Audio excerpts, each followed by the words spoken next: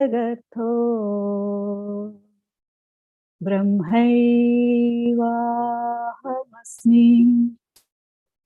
अहं पदार्थरहितः सदा शिवसमारम्भा व्यासशङ्करमध्यमा अस्मदाचार्यपर्यन्तां वन्दे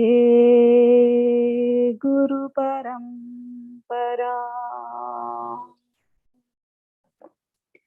ॐ सहना भवतु सहनौ भुनक्तु सह वीर्यं करवावहै तेजस्विनावधीतमस्तु मा विद्विषावहै। ॐ तत्सत्। ॐ शान्ति शान्ति शान्तिः। हरिः ॐ।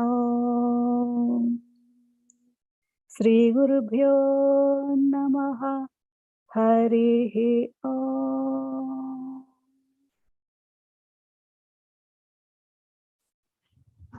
గురుగారు జాయిన్ అవుతున్నారు.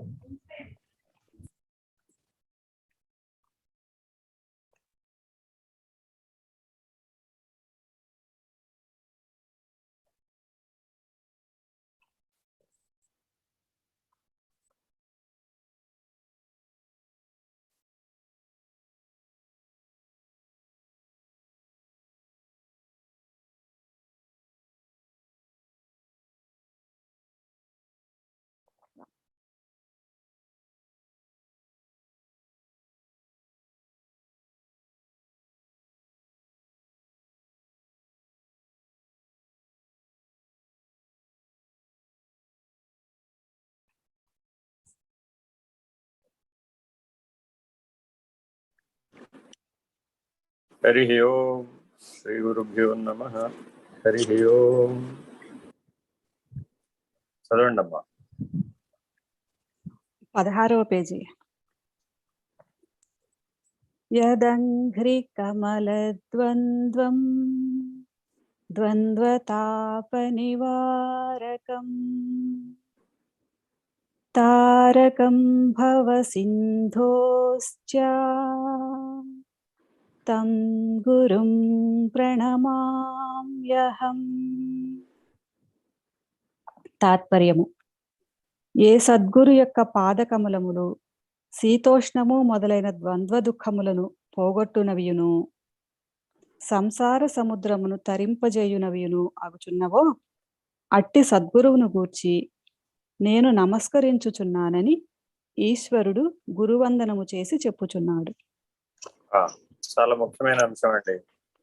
ఈశ్వరుడు ఏదైనా చెప్పాలి అంటే గురువందనం చేసి చెప్తున్నాడు. మనం ఏదైనా చెప్పినప్పుడు ఏం చెప్తామంటే నేనే చెప్తున్నాను. ఈశ్వరుడు పాటించిన సంప్రదాయాన్నైనా మనం పాటించాలి.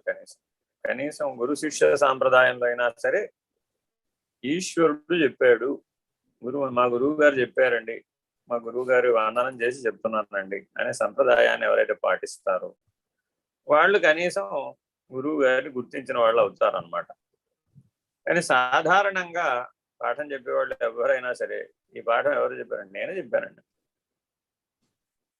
నువ్వు ఎలా చెప్తావా? అసాధ్యం కదా. నీలో నుంచి ఆ గురు సత్తా పలకకపోతే ఒక్క మాట కూడా అసాధ్యం. ఆ ధారా ప్రవాహం నీ ద్వారా ప్రవహిస్తోంది. ఇది జీవిత సత్యం. నీ ద్వారా ప్రవహిస్తోంది ఆ దివ్య శక్తి, నీ ద్వారా ప్రవహిస్తోంది ఆ దివ్య చైతన్యం, నీ ద్వారా ప్రవహిస్తోంది ఆ పరబ్రహ్మ చైతన్యం. గురు సాక్షాత్ పరబ్రహ్మ అన్నావు కదా. మరి పరబ్రహ్మై ఉన్నప్పుడు ఆ పరబ్రహ్మమే నీ యందు పలుకుతూ ఉన్నాడు కదా. ఎవరు నిరంతరముగా మౌనమూర్తియో అటువంటి మౌనావతారం నీ ఉపాధి ద్వారా పలుకుతోంది, శబ్ద బ్రహ్మమై పలుకుతోంది. నిశ్శబ్ద బ్రహ్మము శబ్ద బ్రహ్మముగా నీ ఉపాధిని వాడుకుంటుంది అని ఈశ్వరుడు చెప్తున్నాడు. ఈశ్వరోపాధిని అలా వాడుకుంటోంది నిశ్శబ్ద బ్రహ్మము. ఇక జీవోపాధి సంగతి ఏమని చెప్తాం? మ్యాక్రోకాస్మోస్ యూనివర్సే అలా ఉందట, విశ్వమే అలా ఉందట. మరి ఆ విశ్వంలో అణుస్వరూపుడైనటువంటి జీవుడు నేను అనడానికి ఏమైనా సమంజసం అంటారా అని ఆలోచించమంటున్నాడు. ఇంకేమంటున్నాడట? ఈ ప్రపంచంలో మొదటి ద్వంద్వం ఏది అని అడుగుతున్నాడు. మొదటి ద్వంద్వం అంటే ఎవరైనా ఏం చెప్తారు? నేను నువ్వు, ఇదే మొదటి ద్వంద్వం. అందుకని ఇద్దరు ఉండాలి కదా, ఒకడు చెప్పేవాడు ఉండాలి, ఒకడు వినేవాడు ఉండాలి. కాబట్టి నేను నువ్వు, చెప్పేవాడు గురువు, వినేవాడు శిష్యుడు. నేను నువ్వు అని అంటారట ఎవరైనా సరే. అది కాదట. గురుపద ద్వంద్వం, గురువు గారికి 2 కాళ్ళు ఉన్నాయి అని శిష్యుడు గారు చూశారట. ఆ 2 కాళ్ళు ఉన్నాయని చూడడమే మొదటి ద్వంద్వం. అక్కడ మొదలైన ద్వంద్వం కావాలి. గురువు గారికి 2 కాళ్ళు ఉన్నాయి, గురుపద ద్వంద్వం అనిశం భజే అంటున్నాడు కదా. గురుపద ద్వంద్వం అనిశం భజే అంటే ఇప్పుడు ఏం చేయాలండి? గురువు గారి కాళ్ళు నీకు పగలు రాత్రి గుర్తు రావాలి. గురువు గారి కాళ్ళు పగలు రాత్రి గుర్తొస్తే ఏం చేయాలి?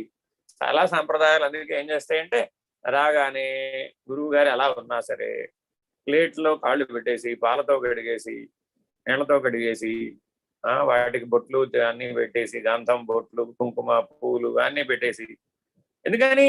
గురుపాదములే కదండి మోక్ష ద్వారములు అని గురువు గారిని తీసుకెళ్ళేసి ఒక మంచి సింహాసనంలో కూర్చోబెట్టేసి, దాన్ని చక్కగా అలంకరించేసి, వారికి ధూప దీప నైవేద్య హారతులన్నీ ఇచ్చేసి, వారిని ప్రత్యక్ష దైవంగా భావించేసి, రకరకాల మంత్రాలు రకరకాలైనటువంటి ఉపచారాలతో వారిని పూజ చేసేసి, అమ్మయ్యా ఇవాళకి ఓ పని అయిపోయింది, గురువు పూజ అయిపోయింది అని ప్రశాంతంగా కూర్చుంటాడు. ఆ తర్వాత గురువు గారు చెప్పింది ఏమేనాడు ఇక. ఎందుకని? గురు పూజ చేసేసాడు కదా, మోక్షం వచ్చేసింది కదా. ఇంకా మోక్షం వచ్చిన తర్వాత ఇంకా గురువు గారు చెప్పింది పెట్టడానికి. కాబట్టి ఈ గురుపద ద్వంద్వం దగ్గర మొదలవుతున్నాడు ద్వంద్వం అంతా కూడా. దేనికయ్యా ఇప్పుడు ఈ గొడవ అంతా అంటే ద్వంద్వాతీతం అవటం కోసం అయ్యా బాబు. చెప్పేవాడొకడు వినేవాడొకడు లేడని తెలుసుకోవడం కోసమని ఈ గురు పూజ. వైజాగ్లో చూసాం, హైదరాబాద్లో చూసాం. ఎవరైనా ఆ ద్వంద్వాతీత లక్షణంతో కనబడతారా? ఎవరు కనపడలేదు. ఎందుకని? నేను చేశాను గురువు గారికి పూజ అనే లక్షణం అక్కడ కనబడిపోతుంది. అప్పుడు ఏమైపోయింది? నువ్వు వేరే, నేను వేరే. మరి ఇప్పుడు ద్వంద్వాతీతంలో ఉంటే కదా నీకేమైనా జ్ఞానం వచ్చేది, అప్పుడు కదా నీకు దివ్య జ్ఞానం లభించేది, అప్పుడు కదా నువ్వు దైవీ చైతన్య స్ఫురణను అందుకోగలిగి. మరి అప్పుడు నేను దివ్య చైతన్యాన్ని అన్నప్పుడు సమాధినిష్ఠుడు అవుతావు కదా. నేను జీవ చైతన్యాన్ని అన్నప్పుడేమో అవస్థాత్రయంలో మునిగిపోతావు. నేను దైవీ చైతన్య స్థితిలో ఉన్నాననగానే సమాధినిష్ఠుడు.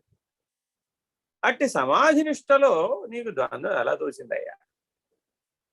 అయితే సాక్షిత్వం తోచాలేమో గాని అసలు ద్వంద్వం ఎలా తోచింది నీకు? గురుపద ద్వంద్వం. గురువు గారు 2 పాదుకలు వేసుకున్నాడా, ఒక పాదుక వేసుకున్నాడా? చెక్క పాదుకలు వేసుకున్నాడా, లేకపోతే వెండి పాదుకలు వేసుకున్నాడా? లేదంటే గురువు గారికి పాదాలు ముద్రలు, ఇది ఇంకా పెద్ద ప్రమాదమైన విషయం. ఒక పెద్ద క్లాత్ పరుస్తారు, ఆ క్లాత్ వైట్ క్లాత్ ఏదో మంచి క్లాత్ పరుస్తారు. ఈ కాళ్ళు కడిగిన దాంతో పట్టుకెళ్ళి ఆ రెండింటి మీద నిలబడాలి. అది గంధ ముద్రలో, లేకపోతే క్షీర ముద్రలో, లేకపోతే ఏవో, లేదంటే కుంకుమ నీళ్లు పెడతారు. ఆ కుంకుమ నీళ్లతో పెట్టి వెళ్ళి ఆ 2 కాళ్ళు పట్టుకెళ్ళి అక్కడ పెట్టాలి. ఇప్పుడు ఆ పాదముద్రలని పట్టుకెళ్ళి భద్రంగా పెట్టుకుంటాడు. రోజు ఆ పాదముద్రలకు పూజ చేస్తూ ఉంటాడు. దీనికోసం ఇదే ప్రశ్న చెన్నై వెళ్ళాను రామకృష్ణ శర్మ గారికి. అప్పటి వరకు అసలు పాద పూజ అంటే వ్యవహారం లేనిది. వెళితే ఏమండి తెల్లవారుజామునే వెళ్ళా, పైగా అది కూడా సూర్యోదయానికే వెళ్ళా. వెళితే టకటక తెచ్చాడు, ఈ వ్యవహారం అంతా చేశాడు. ఎందుకయ్యా బాబు ఈ గొడవ అంతా అంటే, లేదండి మా అన్నగారు చెప్పారు, ఖచ్చితంగా గురువులు అంటే ఇలా ఆదరించాల్సిందేనంటే, ఇదంతా చేయకపోతే కుదరదు అన్నాడు. ఏం బాబు, ఏది ఎందుకు చెప్పారో తెలుసుకోవాలయ్యా, ఎవరికి చెప్పారు, ఎందుకు చెప్పారు? కాబట్టి నీలోనే ద్వంద్వాతీతుడై ఉన్న ఈశ్వరుణ్ణి గుర్తించే ప్రయత్నం ఇదంతా. ఈశ్వరుడు మా గురువు గారు చెప్పారయ్యా, నన్నట్లా ద్వంద్వాతీతుడవు కమ్మన్నారు అని ఈశ్వరుడు చెప్తున్నాడు. ఈశ్వరుడు కూడా ద్వంద్వం ఉంటుందా? సగుణం నిర్గుణం, సంకల్పం నిస్సంకల్పం, ఆ రెండు ఉంటేనే ఈశ్వరుడు. ఆ రెండు లేకపోతే ఆయన ఈశ్వరుడు కాదు. మరి పైన పరబ్రహ్మం అండి, అది నిష్ప్రతియోగికం. అది సగుణము కాదు, నిర్గుణము కాదు, అది నిష్ప్రతియోగి. వాళ్ళ గురువు గారు ఎలా ఉన్నాడు అంటే నిష్ప్రతియోగికంగా ఉన్నాడు. ఆ పరమేశ్వరుడు, అందుకే ఈశ్వరుడు పరమేశ్వరుడు అనేటువంటి క్రమాన్ని అందిస్తుంది వేదాంతం. ఎందుకని అంటే నిర్గుణం కూడా దాటాలని ఆయన ఆగిపోకూడదు, అది కూడా ఒక మజిలీనే. సగుణ నిర్గుణములు కూడా ద్వంద్వమే. గురుపాద ద్వంద్వం ఏమిటయ్యా అంటే, ఆ ఎడమ కాలు సగుణం, ఈ కుడి కాలు నిర్గుణం. ఈ సగుణ నిర్గుణాలను దాటి గురువు గారి కళలోకి చూడవయ్యా బాబు. ఆ చూపులో ఉంది, దృగ్దీక్షలో ఉంది. ఏమిటి అంటే ఆ పరం. ఆ పరమును చూడగలగాలట గురువు గారి కళ్ళలో. అందుకు కాళ్ళు పట్టుకొని కళ్ళలోకి చూడమన్నాడు. సరే చూశాడు. చూస్తే ఏమిటైందట అంటే ఆయన హస్తమస్తక సంయోగం చేశాడు. చూడంగానే పని అవ్వలేదట. ఎందుకని?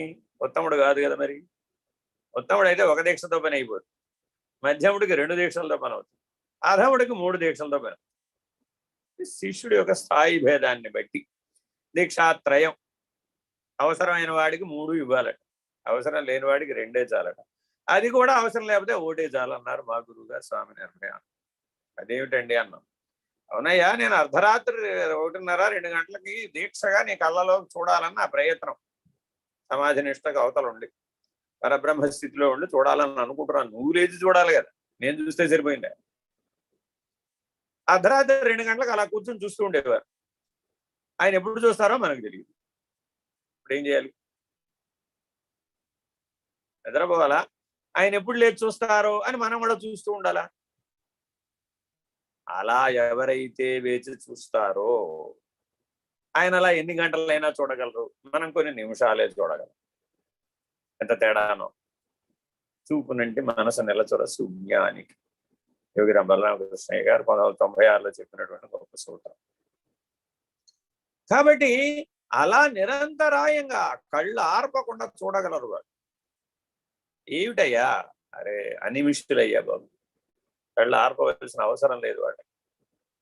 నిమిషులు, మనమంతా నిమిషులు, జీవులంతా నిమిషులు, దేవతలందరూ అనిమిషులు. అంటే రెప్ప వాల్చరట వాడు. అందుకని సదాశివుడు అర్ధనిమిలిత నేత్రుడే ఉంటాడు. వాల్చాడో తెలియదు, తెరిచాడో తెలియదు. ఎందుకని? ఒక ద్వంద్వం ఉందట అక్కడ కూడా, ఉన్మని మనోన్మని అనే అవస్థలు. అది కూడా ద్వంద్వమే.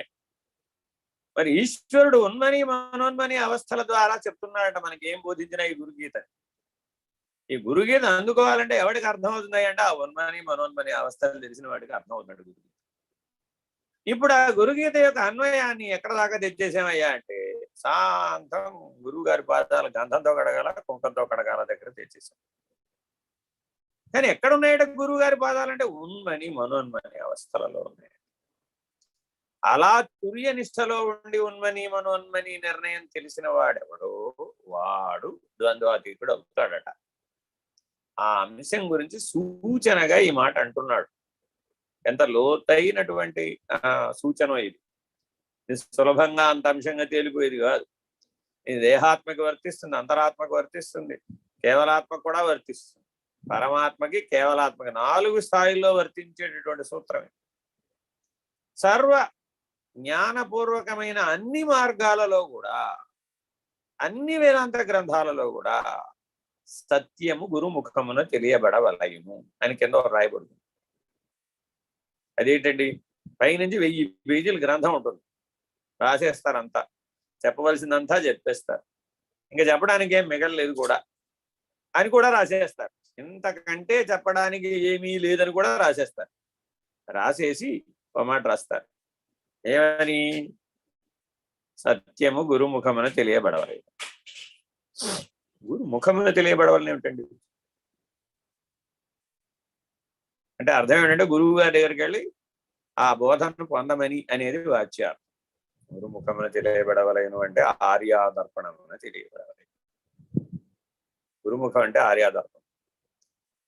ఆర్యాదర్పణంలో కనుక నీకు చూపు రూపు మనస్సు ఏర్పడితే, ఆ చూపు రూపు మనస్సు అఖండ ఎరుకైతే, ఆ అఖండ ఎరుక కనుక లేకుండా పోతే ఉన్నదేదో అది పరబ్రహ్మము, పరాత్పరము, ఆచరణ. అలా తెలియబడాలంటే అది గురుముఖమున తెలియబడవలగినంటే అర్థం. ఈ సత్యం 96లో బలరామకృష్ణ గారు చెప్పారు. ఇదైనా గురుముఖమున తెలియబడాలి అంటే ఏమిటండి? ఆ శిష్యుడు ఆ పాదాల దగ్గర కూర్చుని ఆ గురువు గారి ముఖంలోకి ఎప్పుడు కూడా దృష్టి పెట్టి చూస్తూ ఉన్నారు.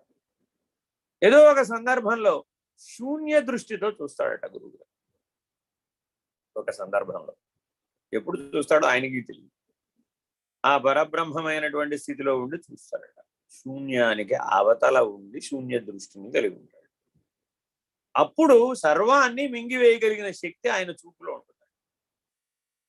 అప్పుడు సర్వం శూన్యం ఏకమైపోతుంది. అలా ఏకమైపోయినప్పుడు మాత్రమే ఎరుక విడుస్తుంది. ఇప్పుడు మొదటి ద్వంద్వం ఏమిటయ్యా అంటే ఆ సర్వము శూన్యమే మొదటి ద్వంద్వం అన్నారు అవుతారు.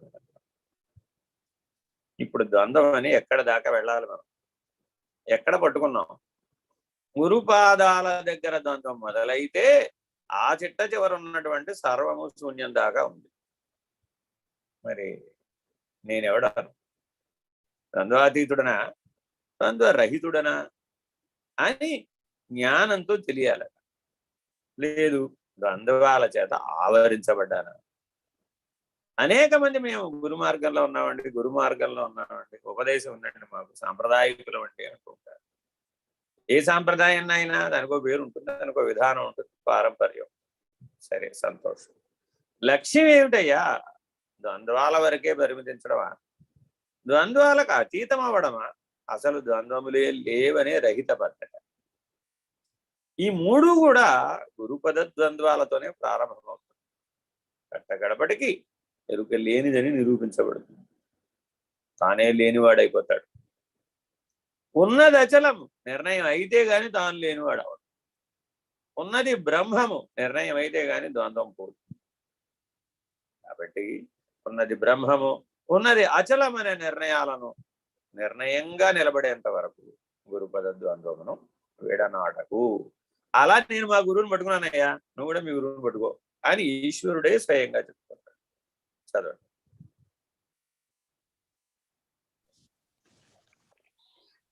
స్వదేశికస్యైవ చ నామ కీర్తనం భవేద్యనంతస్య శివస్య కీర్తనం. స్వదేశికస్యైవ చ నామ చింతనం భవేదనంతస్య శివస్య చింతనం. తాత్పర్యము: జనుడు తనకు బ్రహ్మజ్ఞానోపదేశము చేసిన గురువు యొక్క నామమును స్తోత్రము చేయుటయే అంతము లేని పరమశివుని యొక్క నామస్తుతి అగును. ఆ గురువు యొక్క నామము తలంచుటయే ఆ పరమశివుని యొక్క నామమును తలంచుట లేక ధ్యానము చేయుట అగును. ఇది కూడా చాలా చాలా సూచనాత్మకమైనటువంటి అంశం. ఏమండి, ఏం చేయమంటారండి? ఆ రోజు గురు పూజ చేసుకునైనా, రోజు గురుగి చదువుకునైనా అని అన్ని గురు సాంప్రదాయాల్లో చెప్తారు. చెప్పినప్పుడు గురో తన్నామ పూజకం అని ఒక సూత్రం ఉంటుంది. గురువుని ఎవరైనా ఎలా పూజించాలండి? ఆయన పేరుతో పూజించవయ్యా. ఆయన పేరంటే ఆయనకి ఎన్ని పేర్లు ఉన్నాయి? అనంతనామధేయస్య. ఇన్ని పేర్లు ఏం చెప్పడానికి వీలు కాదు. ఎందుకనండి? ఆ పరమేశ్వరుడికి ఎన్ని నామాలు ఉన్నాయో ఈ గురువు గారు కూడా నేను. అదేమిటండి? ఎక్కడైనా ఒక పేరుంటే పట్టుకోగలుగుతాం కానీ అనంతనామధేయుడైతే ఎలా పట్టుకుంటాం?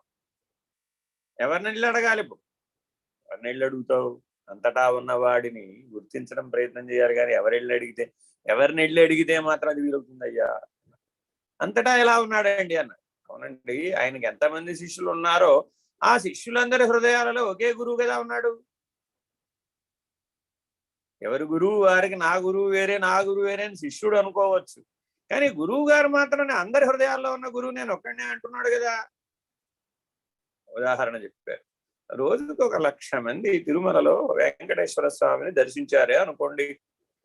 ఎవరి వెంకటేశ్వర స్వామిని వాళ్ళు పట్టుకెళ్ళారు ఇంటికి, అంతే కదా. వాళ్ళు ఏం దర్శించారో ఆ దర్శనాన్ని పట్టుకుపోయి ఏమంటున్నాడు? నాతో నా వెంకటేశ్వర స్వామి వచ్చాడు అంటున్నాడు. నీ వెంకటేశ్వర స్వామి రావడమే, అందరికీ ఒకటే కదా వెంకటేశ్వర స్వామి. ఆ వచ్చిన 1,00,000 మంది భక్తులకి వెంకటేశ్వరుడు ఒకటి కాదా? పరబ్రహ్మం ఒక్కటే కదా. బ్రహ్మం ఒక్కటే, పరబ్రహ్మం ఒక్కటే. మరి ఆ నిర్ణయంతో చూసినప్పుడు ఆయన అనంత నామధేయుడు కాదా? నీ హృదయంలో ఆయన ఉంటే నీ పేరు ఆయన పేరు కాదా? ఇంకో ఉదాహరణ తీస్తాం. రోజు మన వాళ్ళు ఈ మధ్య మనం అటు ఇటు వెళ్ళాం. ప్రతిరోజు ఏదో ప్రదోష సంధ్యకి అభిషేకం చేయటం, అష్టోత్తరం చదవడం చేస్తూ ఉంటారు. ఆ అష్టోత్తరం చదివేవాళ్ళు కానీ వినేవాళ్ళు కానీ ఇవి నా గురించే చెప్తున్నారు. శివాష్టోత్తరం చదివినప్పుడు ఆ అష్టోత్తరం నా గురించి చదువుతున్నాడు, నాకే ఈ పూజ జరుగుతోంది అన్న తాదాత్మ్యతా స్థితిలో భావనలో ఎవరైనా ఉంటారా అని చూస్తూ ఉంటాం. అంతే తప్ప అక్కడ పూజ ఏం చేశారు, మీరు పూలతో చేశారా, అక్షతలతో చేశారా, పెద్ద పెద్ద పూల దండలు వేసారా, లేదు, అవన్నీ ఈశ్వరుడికి ఏం కావాలండి, అవసరం. గురువు గారు కూడా ఏం చూస్తాడట, ఆ ఈశ్వర అష్టోత్తరంలో ఎవడైనా లయం అవుతున్నాడా? చదివేవాళ్ళు లయం అవరు, చేసేవాళ్ళు అంతకంటే ఎవరు. ఎందుకని? పుష్పాలతో పూజ చేద్దామా, కుంకంతో పూజ చేద్దామా, గంధంతో పూజ చేద్దామా, అక్షతలతో పూజ చేద్దామా అనుకుంటాడే గాని ఆ అష్టోత్తరంలో ఉన్నటువంటి లక్షణాలన్నీ నావి కదా, అవి నేనే కదా అనే అద్వైత భావాన్ని కదా నువ్వు పొందవలసిన. అందుకు కదా అష్టోత్తరం, అందుకు గదా సహస్రనామం. అలాంటి దైవీ స్థితిని, అలాంటి ఆత్మానుభవాన్ని, అలాంటి బ్రహ్మానుభవాన్ని పొందడం కోసం కదా అవన్నీ ఏర్పాటు చేసింది. మరి అనంత నామధేయుడిని ఏ పేరు పెట్టి పిలుస్తావయ్యా? అనంతావై విష్ణు. విష్ణువు యొక్క మొదటి నామం అనంతుడు. మరి ఏ పేరుతో పిలవంటావయ్యా? అనంతుడని పిలవయ్యా చాలు, అదొక్కటే సరిపోతుందట. అదేంటండి విష్ణు సహస్రనామం మొత్తం చదవమంటారా? అక్కర్లేదు. అనంతుడు అన్న ఒక్క అంశం నీకు అర్థమై నువ్వు లేకుండా పోతే చాలు, అదే విష్ణు సహస్రనామం. నేను 3 ఏళ్ల నుంచి విష్ణు సహస్రనామం క్రమం తప్పకుండా చదువుతున్నాను, 30 ఏళ్ల నుంచి కూడా చదువుతున్నాను. కానీ ఏ ఒక్క నామంతో కూడా నేను కనెక్ట్ కాలేదు. అవన్నీ నాకు సంబంధించినవిగా. ఆయన ఎక్కడో ఉన్నాడు వైకుంఠంలో, ఆయన గురించి చదువుతున్నాడు. ఆయన అక్కడెక్కడో కైలాసంలో ఉన్నాడు, ఆయన కోసం ఈశ్వర అష్టోత్తరం చదువుతున్నాడు. ఇక్కడి నుంచి చదివితే అక్కడికి వెళతాయిటండి అని అడిగాడు ఒక ఆయన.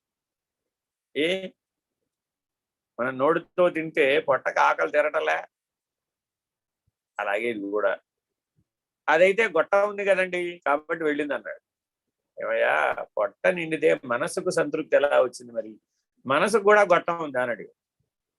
ఎలా ఉంటుంది? మనసుకు గొట్టం లేదు.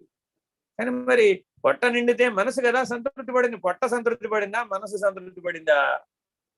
మనసుకు కదా సంతృప్తి, ఆనందం. మరి దానికే కనెక్షన్ పెడతావు ఇప్పుడు. అది ఎప్పుడు కనెక్ట్ అయ్యే ఉండాలండి, ఇంటర్నెట్ లాగా. అలాగే ఆ దైవీ చైతన్యం, ఆ ఆత్మ చైతన్యం ఆ బ్రాహ్మీభూత స్థితిలో ఎప్పుడు కనెక్ట్ అయ్యే ఉండాలి కదా. మరి అప్పుడు అది నువ్వే అయి ఉన్నావు కదా, అక్కడ ఉన్న వేరేది లేదు కదా. బ్రాహ్మీభూత స్థితి అంటే ఏంటో అది నీవై ఉన్నావు, తత్వమసి. మరి అది కదా ఈ సూత్రంలో చెప్తున్నాడు. ఇప్పుడు ఎన్ని పేర్లతో పిలిచినా, ఏ పేరుతో పిలవకపోయినా గొప్ప సూత్రం ఉందండి. ఈ సృష్టిలో సనామధేయులు అని ఇద్దరు ఉంటారట. వాళ్ళిద్దరు కాదు, ఒకళ్ళేనట. ఎవరో తెలిసే వాళ్ళు? యజ్ఞేశ్వరయ్య, యజ్ఞేశ్వరమ్మ, వీళ్ళిద్దరు సనామధేయులు. ఆది దంపతులైనటువంటి అమ్మవారికి అయ్యవారికి ఓ పేరు పెట్టింది, యజ్ఞో వై విష్ణు కదా.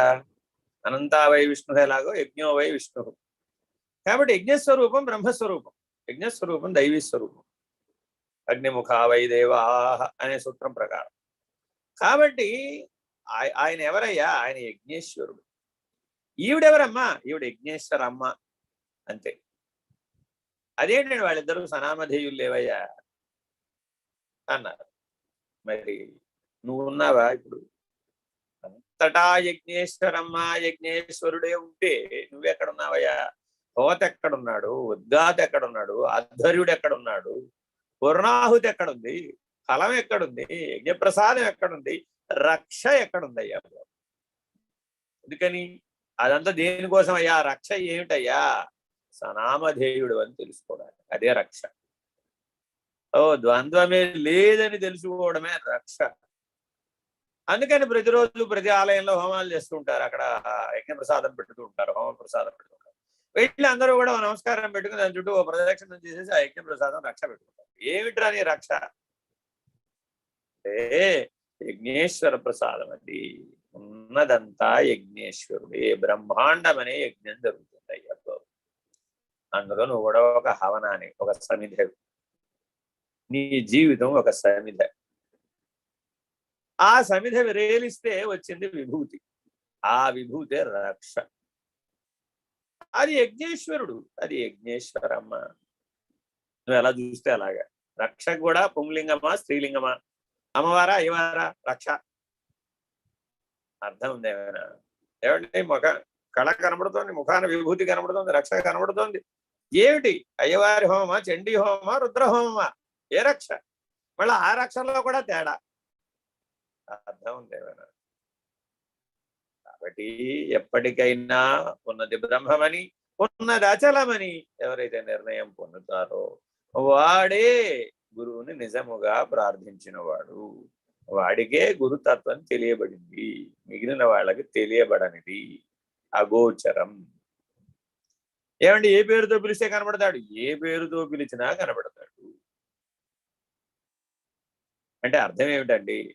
ఏమండి, ఆయన ఎవరైనా ఈశ్వరుని ప్రార్థించారే అనుకోండి, ఆ ఈశ్వరుడు గురు రూపంలో ప్రత్యక్షం అవుతాడు.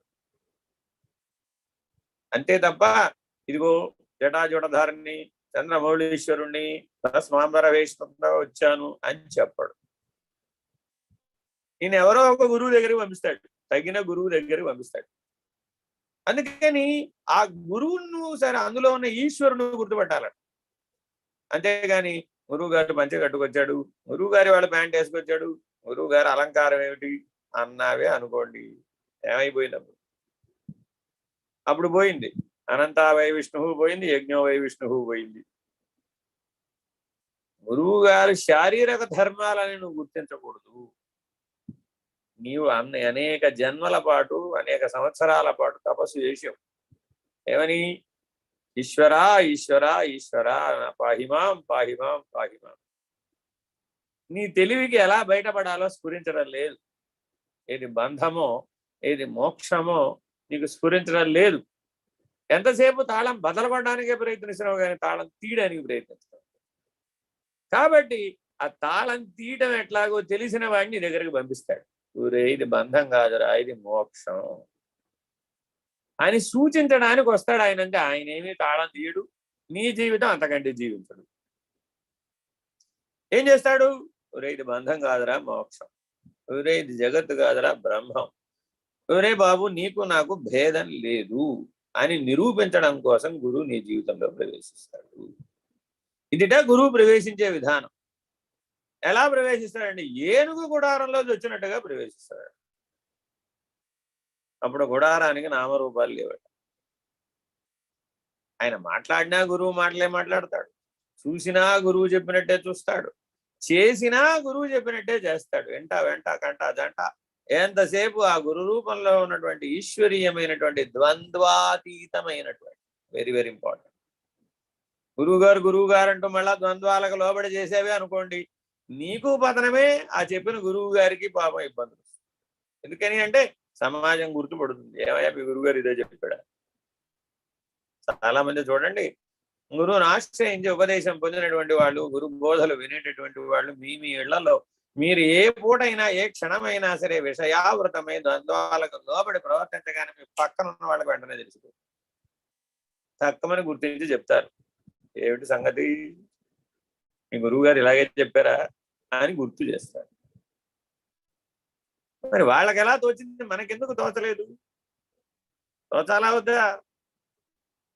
మనకే స్ఫురించాలి. వాస్తవానికి గురువును అనుసరించి, ఈశ్వరుని అనుసరించి జీవించే వాడికి ప్రజ్ఞాన ఘనమైన దృష్టి ఉండాలి, చైతన్య ఘనమైన దృష్టి ఉండాలి. చిద్ఘనమైనటువంటి దృష్టి ఉంటే తప్ప సత్ అనేటటువంటి బ్రహ్మము స్ఫురించదు. మరి అంటే సత్తే బ్రహ్మమైనటువంటి స్థితిలో నువ్వు నిలకడ చెంది ఉన్నప్పుడు కదా నీ పేరు ఏమైనా చెప్పాలి. నీ పేరే లేకపోతే గురువు గారికి పేరు ఎలా ఉంటుంది, ఈశ్వరుడికి పేరు ఎలా ఉంటుంది? ఏ పేరుతో నిన్ను స్మరించను? భక్త కన్నప్ప అంటాడు, ఏ రీతిగా నీ పూజలు చేయమంటావయ్యా? నాకేం సహస్రనామాలు రావు, మంత్రాలు రావు, స్తోత్రాలు రావు, జపాలు రావు, తపాలు రావు, అభిషేకాలు రావు, నాకేవి రావు. ఏ రీతిగా నీ సేవలు చేయగలుగుతానని చెప్పు. ఓ పని చేస్తా, నీకు నాకు భేదం లేదు, ఇది ఒకటే నాకు చేత. నీకేమైనా కష్టం వచ్చిందనుకో, నాకు వచ్చినట్టు. నువ్వు ఆనందించావనుకో, నేను కూడా ఆనందించినట్టు. కాబట్టి నువ్వు ఆనందంగా ఉండే పనులు నేను చేస్తాను. ఇది తిన్నడు భక్తి. కాబట్టి గురు కార్యమే ప్రథమం అంటున్నాడు. ఎందుకని? స్వకార్యము తదుపరి. గురు కార్యమే ప్రథమం. ఎందుకనయ్యా? గురువు గారు ద్వంద్వాతీతంగా జీవిస్తే సంతోషిస్తారు. ద్వంద్వాలకు లోబడి జీవిస్తే అయ్యో మళ్ళా నాకో జన్మపాటు పనిపడిందిరా నాయన. అదేమిటంటే గురువు గారికి కూడా జన్మలు ఉంటాయి. గురువు గారికి జన్మలు ఉండవు. మరో గురు రూపం నీ దగ్గరికి పంపాలి ఈశ్వరుడు. ఎందుకని? ఈ గురు రూపం పనిచేయలేదు. ఏం చేస్తావు? వాస్తవానికి ఒక గురు రూపంతో నీకు సరిపోవాలి. కానీ ఆ గురు రూపం నీకు చాలలేదు, నువ్వు ఎదగలేదు, నువ్వు తరించలేదు. సమస్య రెండు పక్షాలలో ఉండవచ్చు. ఆ గురువు గారు చెప్పే భాష నీకు తెలిసి ఉండకపోవచ్చు, ఆ స్థితి నువ్వు అందుకోలేకపోయి ఉండొచ్చు, లేదా ఆ గురువు గారికి నీకు బోధించేటంతటి శక్తి, నిన్ను మార్చగలిగే శక్తి ఉండకపోవచ్చు. కలికాలంలో ఏమార్చే వాళ్ళు కూడా గురుపీఠంలో కూర్చుని ఉండేవాళ్ళు అయి ఉండొచ్చు. కానీ నీవే చూసుకోవాలట. శిష్యుడిదే 1000 పాళ్ళు బాధ్యత, గురువు గారిది ఏం బాధ్యత లేదు. అదేంటండి ఈశ్వరుడికి ఏం బాధ్యత లేదా? ఏమీ లేదు. ఆయననే రామయ్య. ఏమిటట? నీ ఆకర్షణలను తొలగించడమే ఆయన పని. ఈయనే ఎందుకు వచ్చాడండి మరి నా గురువు గారు? నీకు ఆ ఆకర్షణ ఉంది కాబట్టి వచ్చాడు రా, నీకు ఆ సంస్కార బలం ఉంది కాబట్టి వచ్చాడు రా నాయన, నీకు ఆ వాసనా బలం ఉంది కాబట్టి వచ్చాడు. ఒక్కొక్కరు ఒక్కొక్కరికి తారసపడుతూ ఉంటారు జీవితంలో. అప్పటి వరకు తారసపడాడు. ఓ 30 ఏళ్ళు అయిపోయినాక, ఓ 40 ఏళ్ళు అయిపోయినాక, ఓ 50 ఏళ్ళు అయిపోయినాక, ఓ 60 ఏళ్ళు అయినా ఎవరెవరు నీకు తారసపడుతున్నారో వాళ్ళందరూ కూడా నీ పారంపర్యంలో వాళ్ళంతా. వాళ్ళు నీ మీద అరగంటే పనిచేయవలసిన అవసరం రావచ్చు, అర్ధ శతాబ్దం పనిచేయవలసి రావచ్చు, 60 జన్మల పాటు పనిచేయవలసిన అవసరం కూడా రావచ్చు. వాళ్ళతో నీకున్నటువంటి ఆ జన్మ కర్మ రుణశేషం ఎంత ఉంటే అంతసేపు పనిచేయాలి. లేదా వాళ్ళు ఒక సూచనని అందించడానికి రావచ్చు, రెప్పపాటులో పని అయిపోవచ్చు. ఇదంతా ఒక పెద్ద విశ్వ ప్రణాళిక. ఈ విశ్వ ప్రణాళికలో ఒక చిన్న నట్టు అంతే. ఒక మానవుడు అందులో చిన్న నట్టు అంతే. కాలచక్రం అనే అతి పెద్ద గడియారంలో కర్మచక్రం అనేది చిన్న పనిముట్టు. ఆ చిన్న పనిముట్టులో మళ్ళా చిన్న స్ప్రింగ్ ఓ జీవుడు. ఆ స్ప్రింగ్ పనిచేయకపోతే గడియారం పనిచేస్తున్నాడు. పెద్ద గడియారానికి ఏం లోటు ఉండదు, అది ఎప్పుడు తిరుగుతున్నావు. ఆగిపోతే చిన్నది ఆగిపోవచ్చు, కానీ కర్మచక్రం ఆగిపోవచ్చేమో కానీ కాలచక్రం ఆగదు కదా. నీ ఉపాధి మారినా కూడా నువ్వు చేసినటువంటి ఉపాసన గాని గురు సేవ గాని అక్కడికి పోదయ్యా. ఎక్కడ ఏ గురువులో అయితే నువ్వు గురు సాక్షాత్ పరబ్రహ్మ అనేటువంటి స్థాయికి నువ్వు చేరతావో అతనికి ఏ పేరని పెడతావయ్యా, ఏ నామంతో అతనిని ఆశ్రయిస్తావు. అందుకని సాధారణంగా మంత్రాలు గురువుల పేర్లతో రాయరు, దేవతల పేర్లతోనే రాస్తారు, తెలుసుకోవాలి. కానీ మానవులు మాత్రం ఆశ్రయించిన మానవులు మాత్రం రకరకాల మంత్రాలు సృజిస్తూ ఉంటారు. మరి గురువుని మంత్రంతో బంధించడానికి, తంత్రంతో స్వాధీనపరచుకోవడానికి వీలు కాదు. ఆయన మంత్రాతీతుడు, తంత్రాతీతుడు, కర్మకతీతుడు. ఒక యోగం ద్వారా గురువును పడటానికి వీలు కాదు. అందుకని గురువులకు మంత్రాలు రాయకూడదు అని పెద్దల విధానం.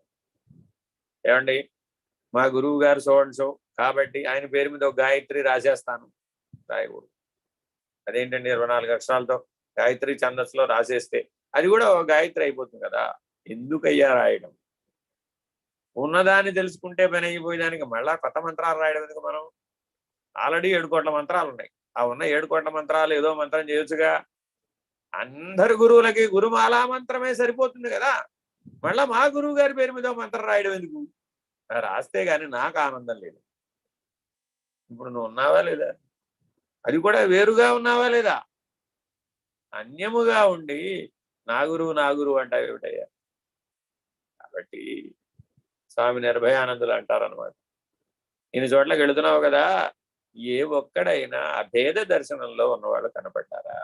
అద్వైత దర్శనంతో చూసిన వాడు ఒక్కడైనా కనపడ్డాడా అని అడగకుండా పనికొచ్చేవాడు ఒకడైనా కనపడ్డాడా అంటారు. అంతే. 96 నుంచి తిరుగుతున్నాం ఇట్లాగా. ఎక్కడికైనా వెళుతూ ఉంటాం, చెప్తూ ఉంటాం, ఎంతమందో కలుస్తూ ఉంటారు, ఏవేవో చెప్పబోతాం. అక్కడికి వెళ్ళామండి వాడు చెప్పేది అదంతా సరే, కానీ పనికొచ్చేవాడు ఒక్కడైనా కనపడ్డాడా అని అడుగుతారు. ఇప్పుడు ఏమని చెప్పారు? ఆ పనికొచ్చేవాడంటే అర్థం ఏమిటి? ద్వంద్వాతీతుడు, అభేద దర్శనం, అద్వైత దర్శనం, తత్వమసిలో అసిపదాన్ని చేరడానికి అర్హుడైన వాడెవడైనా కనపడతాడా? వాడికి కదా గురు సాక్షాత్ పరబ్రహ్మ. వాడికి ఏ పేరు, ఏ రూపం, ఏ నామం, ఎలా పట్టుకుంటాడు, ఏం చేస్తాడు, ఏమి చేయడు. ఎందుకనంటే ఎక్కడున్నా సరే వాడు తరించమని చెప్తే చాలు, వాడికి అంతే, సూచిస్తే చాలు తరిస్తాడు. ఆ శరీర పద్ధతిగా పట్టుకోగలుగుతాడు. శిష్యుడు అశరీరే, గురువు అశరీరే. అది పరబ్రహ్మం అనేటటువంటి నిర్ణయం పొందే విధానం. అలా నిర్ణయంగా ఎవడో ఉంటాడు ఒకడు, వాడి కోసం నానా కష్టాలు కూడా. ఏమిటయ్యా? వాడి కోసం చాంద్రాయణం చెయ్యాలి, మరి ఏం చేస్తాం? అలా ఉంటాడు ఒకడు, వాడు పిలుస్తాడు, వాడి కోసమే వెళ్ళాలి, తప్పదు. ఏమంటే మిగిలిన పని అంతా మిగిలిన పని అంతా ఊరెరిగింపు, అంతే. ఊరెరిగింపు అయ్యా, అంతే. ఉత్సవమూర్తి ఊరేగుతూ ఉంటాడు, ప్రధానమూర్తి లోపల. కాబట్టి ఎవరైతే ప్రధానమూర్తినే లక్ష్యంగా పట్టుకున్నాడో వాడు తరిస్తాడు. ఈ ఉత్సవమూర్తి ఆ ప్రధానమూర్తికి ప్రతిబింబం. ఈ ప్రతిబింబ సమానమైనటువంటి నామాలతో నీకు ఏం పని అని అడుగుతున్నాడు సూటిగా ఈ సూచన. ఏమంటే ఎన్ని నామాలతో మీకు పూజ చేయమంటారండి? పాము మణులతో పూజ చేసింది, ఏనుగు అదేదో తామర తూడు, అక్కడ తామర పుష్పాలు పొలంలో ఏం దొరికితే అవన్నీ పట్టుకొని పూజ చేసింది.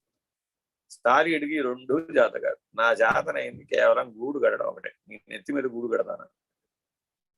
ఈ ప్రపంచంలో నెత్తి మీద సారీడు గూడు కడితే ఆనందించేవాడు ఒక్కడైనా ఉన్నాడా? మనల్నే తీసుకుందాం కాసేపు, ఈశ్వరుని కాసేపు పక్కకు పెట్టి మన నెత్తి మీద మనం కాసేపు కదలకుండా కూర్చుంటే చకచకా ఒక సారీడు గూడు కట్టింది అనుకోండి, ఆనందపడతావా? చిచి చిచి సారీడు నెత్తి మీద గూడు కట్టింది ఏమిట్రా బాబు అని దులిపేసుకుంటావా? దీన్ని బట్టి అర్థం చేసుకోవాలి మనం జీవభావంలో ఉన్నామా, ఈశ్వర భావం.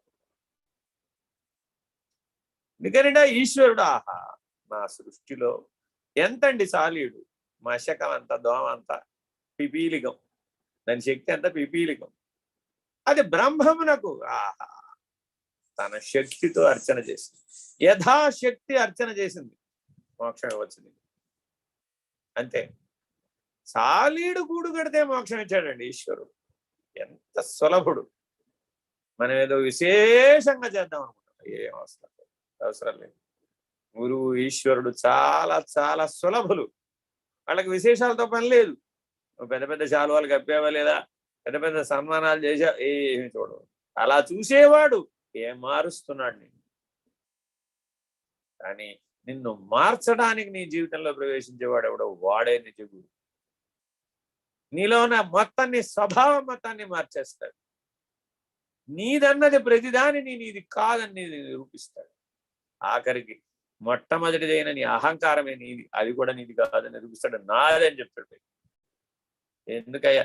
మహదహంకారం నాదిరా నాయన. బ్రహ్మాండానికి ఆది అయినటువంటి మహదహంకార స్వరూపుడు నేను మహదహంకార స్వరూపుడైతే నువ్వేదో నేనంటావేమో. నేనెంత? ఆవగిందంతా. నేను బ్రహ్మాండం అంతా. ఇంత బ్రహ్మాండం అంతా మహదహంకారంలో నేననే అహంకారం ఎంత? ఎన్ని ఆవగింజలు పడితే ఈ మహదహంకారం అవుతుంది? అయ్యే పనేనా ఎప్పటికైనా? మరి ఆ కాస్త ఆవగింజ అహంకారంతో నేను సహస్రనామం చేశాను, నేను అష్టోత్తరం చేశాను, నేను 1,00,000 బిల్వార్చన చేశాను, నేను బిల్వాష్టోత్తరం చదివానండి, శివాష్టోత్తరం చదివానండి, విశ్వనాథాష్టకం చదివానండి, అసలు ఈశ్వరుడి మీద స్తోత్రాలన్నీ చదివేశానండి బాబు పొద్దు నుంచి లేచిన దగ్గర నుంచి. అదే పనండి, నాకు వేరే పని లేదండి. ఓహో, సంతోషం. ఏ పేరున నిన్ను పిలవగలుగుతావు? సాలీడు ఏ పేరున పిలిచిందని మోక్షం ఇచ్చాడు. కాబట్టి ఈశ్వరుడు నిజ భక్తి, ఈశ్వరుడు నిజ గురు. నిజ భక్తికే ప్రాధాన్యం ఇస్తాడు. నిజ గురువై నీకు మోక్ష మార్గాన్ని చూపిస్తాడు. సరేనండి, మోక్షం సరాసరి ఇచ్చేయచ్చు కదా, చేతిలో అరటిపండు పెట్టినట్టుగా, లేకపోతే లడ్డు కుక్క పెట్టినట్టుగా. పాముకిన్ను ఏనుగుకిన్ను ఆ సాలీడికి అలా ఇచ్చాడా? ఇవ్వలేదు కదా. ఎందువలన? ఈ రెండు మత్సరగ్రస్తమై ఏనుగు యొక్క తొణలో చేరినాయట. దానికి తీవ్రమైన బాధ కలిగిందట. బాధ కలిగితే తల వెళ్ళి ఆ గుడి గోడకు ఆ శివలింగానికి మోదుకుంటాడు. ముగ్గురికి ఒకేసారి మోక్షం వచ్చిందట. దీని అర్థాన్ని మానవుడు కూడా అన్వయించుకుని చనిపోతే మోక్షం అని పెట్టుకున్నాడు. చనిపోతే మోక్షం ఎట్టా వస్తుంది? అదేమిటండి, ఏకకాలంలో ఏనుగు చనిపోయింది, పాము చనిపోయింది, సాలీడు చనిపోయింది కదా. ఆ చనిపోవటమే మోక్షం అన్నారు కదా మీరు శ్రీకాళహస్తీశ్వర మహత్యం. మనిషికి కూడా అదే రూల్ అప్లై చేసేసాను. ఇందాక నుంచి వాటికి అప్లై చేసిన రూల్సే నాకు కూడా పెడుతున్నావు కాబట్టి నేను కూడా చనిపోతే మోక్షం వచ్చినట్టే అని కొన్ని సిద్ధాంతాలు చెప్పారు. ఇప్పుడే వాటి తెలివికి నీ తెలివికి ఏమైనా సంబంధం ఉంటాయి? వాటికి ఉన్న తెలివి ఎంత, నీ తెలివి ఎంత? నీ తెలివిని బట్టి నువ్వు చేసావా లేదా అని చూస్తావు. 1వ క్లాసు పిల్లాడు 1వ క్లాసు పిల్లాడు, 10వ క్లాసు పిల్లాడు 10వ క్లాసు పిల్లాడు, పిహెచ్డి చదువుకుని వస్తున్నారు. నువ్వు పిహెచ్డి స్థాయిలో ఉన్నావా లేదా చూస్తా. నీ లౌకికమైన విద్యలతో ఇక్కడ ఏం పని లేదు. వేదాంతమైన పారమార్థికమైన దృష్టి ఎలా ఉంది? ఆ దృష్టితో నువ్వేం గుర్తించావు? చాలా ముఖ్యమైనటువంటిది అద్వైత నిర్ణయం, చాలా ముఖ్యమైనటువంటిది అచల నిర్ణయం. అట్టి అద్వైత నిర్ణయానికి, అచల నిర్ణయానికి నువ్వు ఎంత దూరంలో ఉన్నావు అన్న దాన్ని బట్టి నీ ముక్తి మోక్ష నిర్ణయాలు ఉంటాయి. ఎంత దూరం అంటే కాలచక్రంలో చూస్తారు, కర్మచక్రంలో చూడండి. కర్మచక్రం గిరగిరా తిరగాలంటే గంటలో తిరుగుతుంది, రోజులో తిరుగుతుంది, నిమిషాల్లో కూడా తిరుగుతుంది. అదేం పెద్ద విషయం. కానీ కాలచక్రంలో నువ్వు ఎంత దూరంలో ఉన్నావో చూస్తా. చాలా చాలా ముఖ్యమైన విషయం. శబ్ద బ్రహ్మమును ఉపాసించే వాళ్లకు ఈ కాలచక్రం యొక్క పరిణామం, అందులో కర్మచక్రం ఎట్లా జరుగుతుంది, ఈ అవగాహన కలుగుతుంది. ఎప్పటికప్పుడు ప్రతి ఒక్కరిని గమనిస్తూ ఉంటారు. ఇంకా ఎంత దూరంలో ఉన్నావు, ఇంకా ఎంత దూరంలో. గురువు ఎప్పుడూ ఏ స్థితిలో ఉంటాడయ్యా?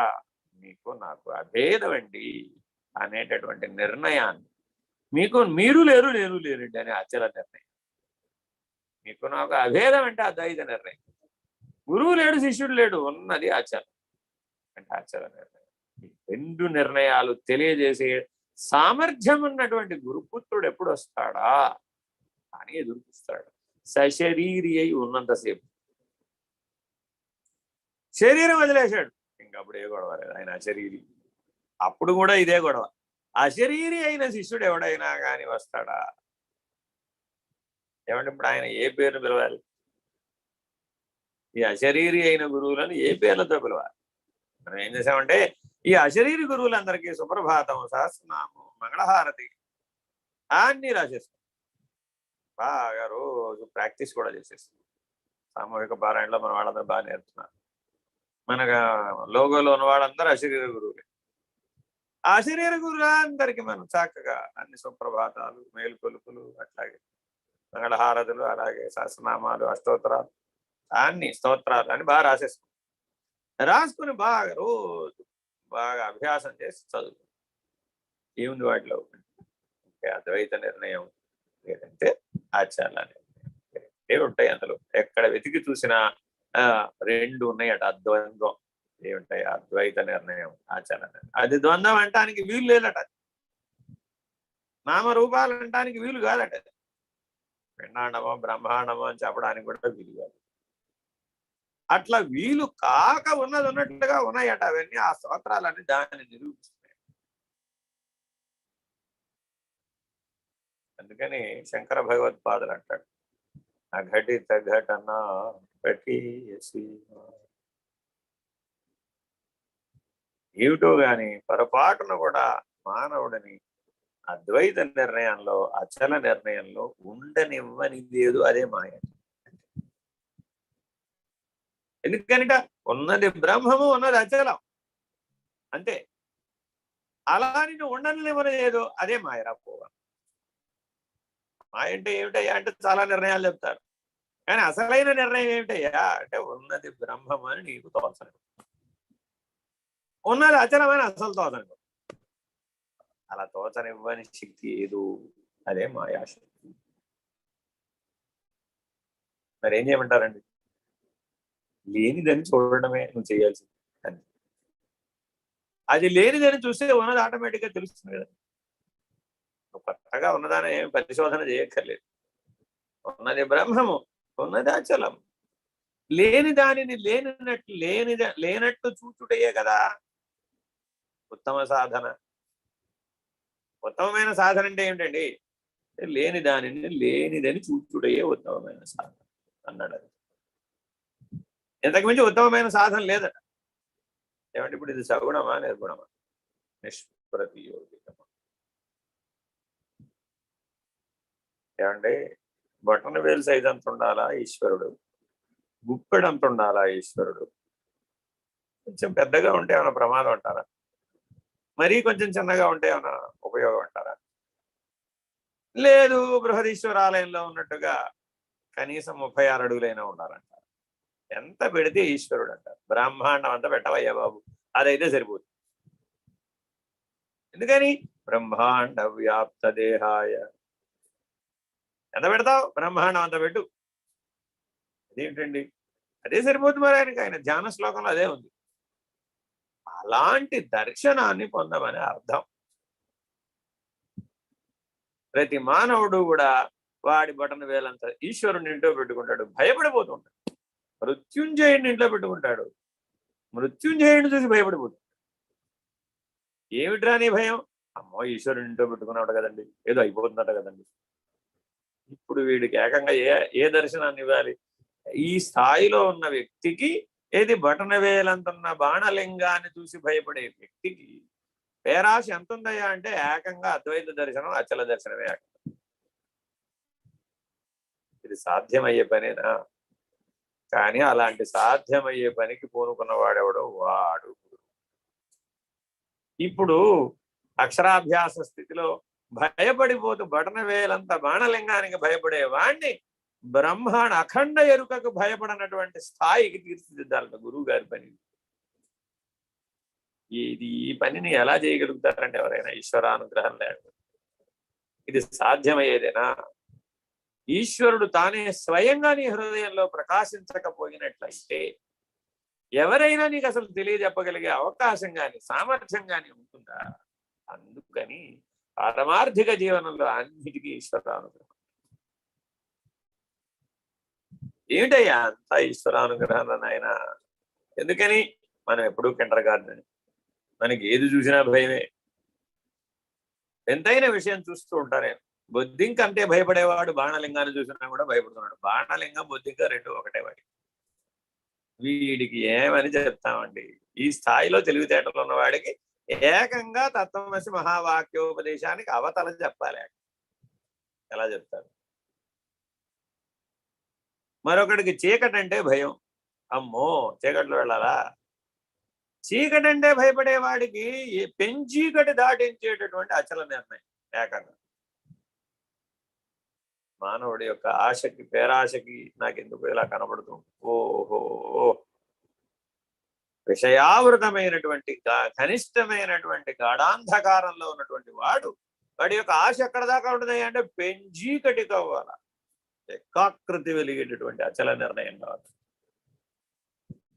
జీవితం ఎక్కడుందిరా బాబు అంటే విషయావృతమైనటువంటి ఘనిష్టమైన గాఢాంధకారంలో మునిగి నేను అనకుండా క్షణం గడపదు.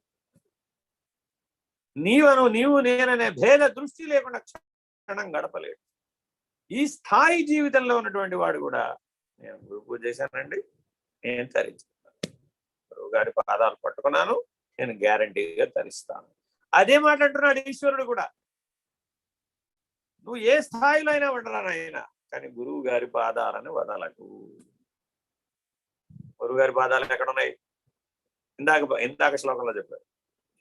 అలా గురు పదద్వంద్వ కనిషం భజే. కాబట్టి ఏ పేరుతో పిలిచినా, ఏ రూపంతో కొలిచినా నామరూపరహితమైనటువంటి పరమేశ్వరుడికి చెందుతుంది. సచ్చిదానంద ఘనమైనటువంటి పరమాత్మకి చెందుతుంది. సత్యం జ్ఞానం అనంతం బ్రహ్మమైనటువంటి పరబ్రహ్మమునకే చెందుతుంది. వాటికి ఏ భేదభావము లేదు, ఏ భేద దృష్టి లేదు, ఏ భేద దర్శనము లేదు. అసలు ద్రష్టే లేడు. ద్రష్ట లేకుండా పోతే ఉన్నది బ్రహ్మం, దృక్కే లేకుండా పోతే ఉన్నది ఆచారం. అంతే. రెండు మాటలలో పరమార్థిక జీవనాన్ని తేల్చవయ్యా అంటే ఈ రెండు మాటలు చెబితే అయిపోయినట్టు మొత్తం వేదాంతం. ద్రష్ట లేకుండా పోగొట్టుకోవయ్యా, ఉన్నది బ్రహ్మం. దృక్కే లేకుండా పోగొట్టుకో, అప్పుడు ఉన్నది అచలం. ఇట్టి నిర్ణయాన్ని సూటిగా అందించేవాడెవడో వాడు నిజ గురువు. అట్టి వారి ఎడల నీకున్న భక్తి ఏదైతే ఉందో అది నిజ భక్తి. వాడికి వేరేదేం కనబడదు. ఎందుకని? ఉన్నది బ్రహ్మము, ఉన్నది అచలం. మాయకు చోటు ఎక్కడ? ఓ విస్తారమైన ప్రసంగాలు చేస్తున్నాం, విస్తారంగా ఏదో మాట్లాడుతూ ఉంటాం. అంతా విని యోగిరామ్ జల్లూరు బలరామకృష్ణయ్య గారు అన్నారు, ఎరుకే లేని చోట మాట ఎక్కడో అని పైన ఉన్న ఉత్తరీయం జాడింపు విసురుగా విసిరించి వెళ్ళిపోయింది. అంటే అర్థం ఏమిటి?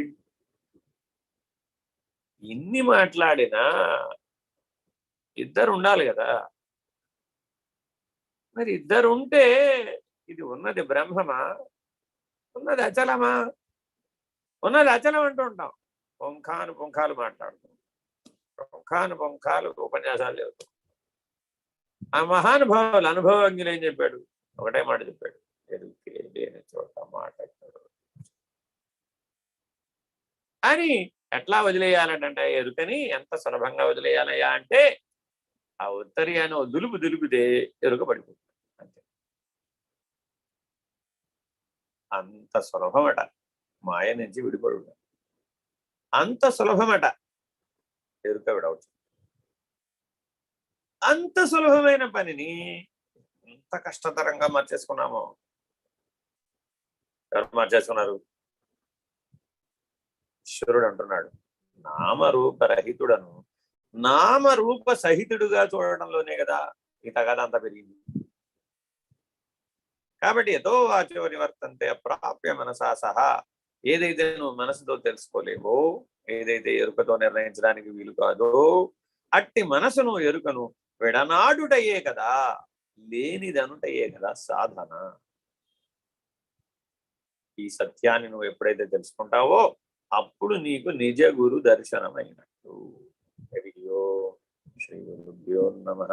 హరియో పూర్ణమద పూర్ణమిదం పూర్ణాత్ పూర్ణముదచ్యతే పూర్ణస్య పూర్ణమాదాయ పూర్ణమేవావశిష్యతే. ఓం తత్సత్. ఓం శాంతి శాంతి శాంతి. హరి ఓం శ్రీ గురుభ్యో నమః. హరి ఓం.